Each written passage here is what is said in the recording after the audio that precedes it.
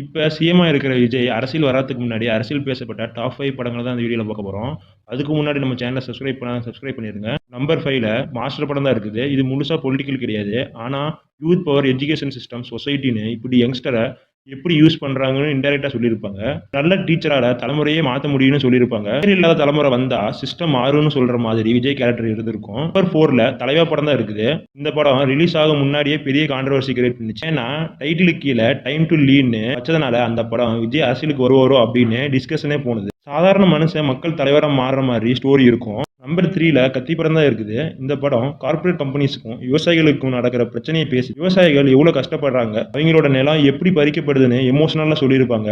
இந்த படத்துக்கு அப்புறம் விஜய் சோசியல் இஷ்யூஸ் பற்றி ஓப்பனா பேசுறாங்கன்னு மக்கள் ஃபீல் பண்ண ஆரம்பிச்சாங்க. நம்பர் 2ல மெர்சல் படம் தான் இருக்குது. இந்த படம் வந்தப்பயே ஜிஎஸ்டி டயலாக்ஸ்லாம் நாடு முழுக்க பேசப்பட்டது.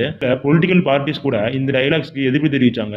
ஆனா பொதுமக்கள் இதுக்கு பெரிய சப்போர்ட் கொடுத்தாங்க. நம்பர் 1ல சர்க்கார் தான் இருக்குது. இந்த படம் முழுக்க பொலிட்டிக்கல் செட்டப் தான். ஓட் ரைட்ஸ், கரப்ஷன், தேர்தல் முறைகேடு, கோர்ப்பரேட் பொலிட்டிக்ஸ் எல்லாத்தையும் ஓப்பனா பேசுனாங்க. ஒரு ஓட்டும் முக்கியம், அது மனிதனோட உரிமையும் விஜய் சொன்ன மெசேஜ் பெரிய இம்பாக்ட் கிரியேட் பண்ணுச்சு. அதுக்கப்புறம் தான் விஜய் பொலிட்டிக்கலுக்கு வர போறாருன்னு பேச்சு இன்னும் அதிகமானுச்சு. இந்த 5 படமும் விஜய் சாதாரணமான நடிகரா மட்டும் இல்லாம மக்களுக்கு பொலிட்டிக்கல்னா என்னன்னு அப்படின்னு கொண்டு போய் சேர்த்தனாரு. பொலிட்டிக்கல் வாய்ஸா பார்க்க ஆரம்பிச்ச காரணமான படங்கள் இது. இந்த வீடியோ பார்க்கணும் நம்ம சேனலை சப்ஸ்கிரைப் பண்ணிருங்க.